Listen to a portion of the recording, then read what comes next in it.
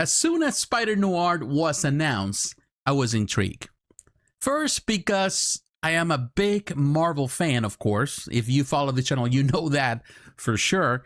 But because the source material is very, very interesting. Back in the early 2000, 2009 or so, Marvel decided to create the noir universe. Many of the stories that were created then did not survive. Some received some good reviews. Of course, Daredevil was one of them. Luke Cage, Wolverine, not so much. The one that had some mixed reviews was Spider-Man Noir. However, from all the creations from that era, from that particular time, it was a Spider-Man Noir, the one who has survived. And it has been kept alive through video games, of course. Video games kept the character alive. And it was until into the Spider-Verse films that intrigued and interested a lot of people to expand on this universe, to be more interested on it, and very obscure comic book. And to be honest with you, it has done well. It has paid so well. Because I believe that this is the best version of the character. Of course, the comic book, if you go back to the original series, is the tone is way different than the tone of this version with Nicolas Cage. Nicolas Cage gave the character, going back to the Spider-Verse films, its own tone, its own voice. He changed the voice when you read in the original comic book. It's totally different. It was way different. So again, we need to separate one from the other. This is an adaptation in a way. It's inspired on that series, but it has its own thing. It makes changes to the story, to the characters and the names, but it's very unique.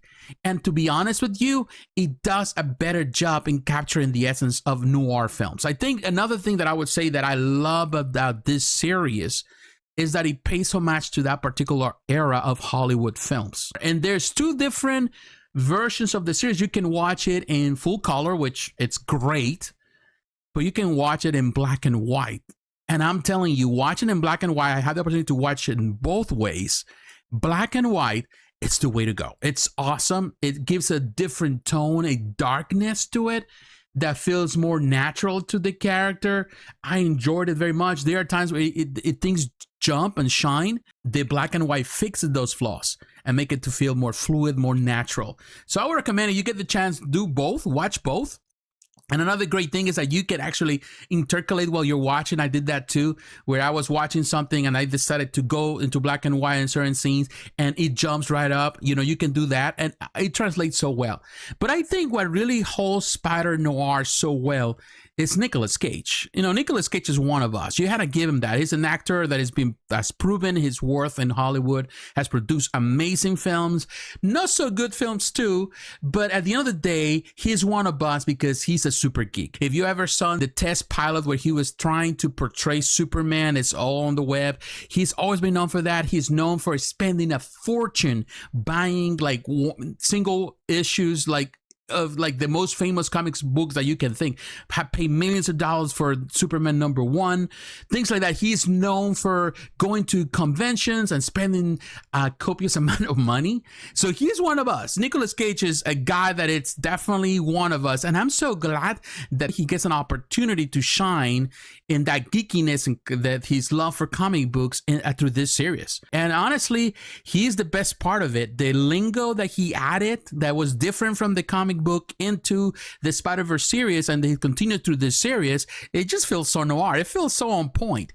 And that is great. Not only that, the cast members, each one of them, the actress who portrays the cat, she is phenomenal. I love her on screen. She's fantastic. She's beautiful. Joe Robertson, which is Lamorne Morris. You also have Karen Rodriguez as Janet Ruiz. Every character in here, in a way, is a picture.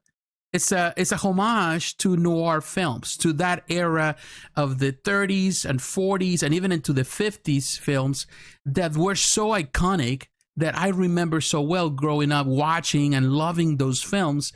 It pays homage to that. And of course, it injects the superhero story. Now, does that mean that this series is the best thing that ever happened to anything on TV? And I would say no. It fails in some areas. And in some areas, it's because I feel that the tone is great, But in trying to pay homage to noir films, it's also paying homage to some of the cheesiness of some of those noir films.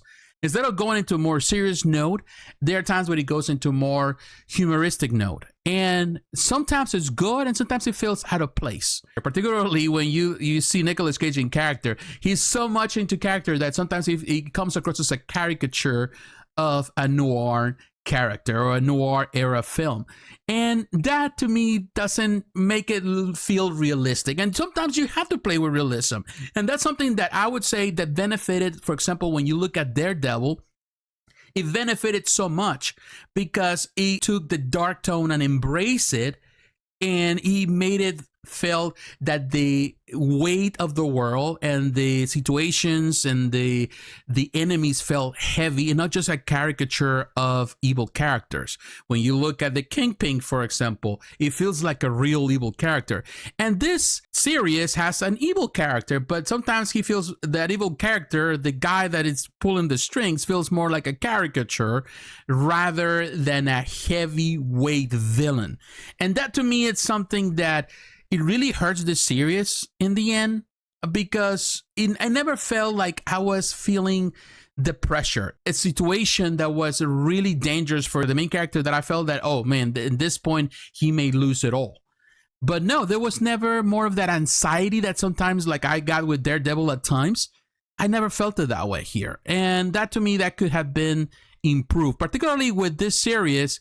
In a way, it's geared towards a mature audience. They couldn't go a bit more mature. That sometimes I feel like they kind of decided to stick around with a PG-13 theme, and not on the good PG-13 side, but mostly on the let's not just blow things out of proportion side, which is like, let's just not kill ourselves or create any type of conflict. And there are times when it feels uneven, the story. There are times when it feels sentimental, too sentimental for what it needs to be, that it kind of loses itself in trying to prolong the episodes and trying to create a story when the story is clear-cut, in my opinion. This is a clear-cut story. You didn't have to complicate things. It is a good guy versus a bad guy, and simple as that. It should have been left like that and just let it fly. I will tell you, this series could simply be, instead of being a series of 8 episodes, could easily be just maybe like 5. Make a mini series like a 4 to 5 episodes and you'd be done with it. Now, with that being said, I'm not saying that this series is bad. It's pretty beautiful to watch. It's beautiful. The imagery, the customs, the scenery, some of the effects are great. When Nicolas Cage is in costume, he's great. The fights are great. But I feel that in a way, they didn't trust and that this could take him to a more serious place. So they decided to plateau in something that was performative, that it was more about just, let's just get it out of the way, just get it done, finish it, and that's it at times. Now, I will tell you, I enjoyed the series. I think it's great to watch. If you have never read the comic book, I would recommend you to read it. But keep in mind that this version is not the same version of the comic book, and sometimes you will find yourself like completely lost at it because it's not the same thing. This is inspired on that comic book, but it follows its own line. It does its own thing. And in a way, again, as I mentioned earlier, I think it surpasses the source material. It's a better version of Spider-Man Noir in my mind. So if I have to give this series its score, in my book, this is easily a 7 out of 10. It could be more, but I feel that on those flaws on the story side, you know, I think that they could have done way better than that. It's still great to watch. It's funny to watch. There are serious moments. That's going to be a little bit heavy, so it's not necessarily for kids, but at the same time, it's not mature enough to be considered even a high-level PG-13. So it's kind of in between. But still, it's fun to watch. I enjoy it. And again, if you get the opportunity to watch it in black and white, go for it. You are definitely going to have a treat. Particularly you remember you're a fan of the old black and white films back in the day. You're definitely going to find this film that it does a really good job in portraying that. But what do you think about the series? What do you think about this? You like it? You enjoyed it? You like the character of Ben Reilly? You like Spider-Man Noir? You have read the comic book? What do you think about Nicolas Cage portraying this character?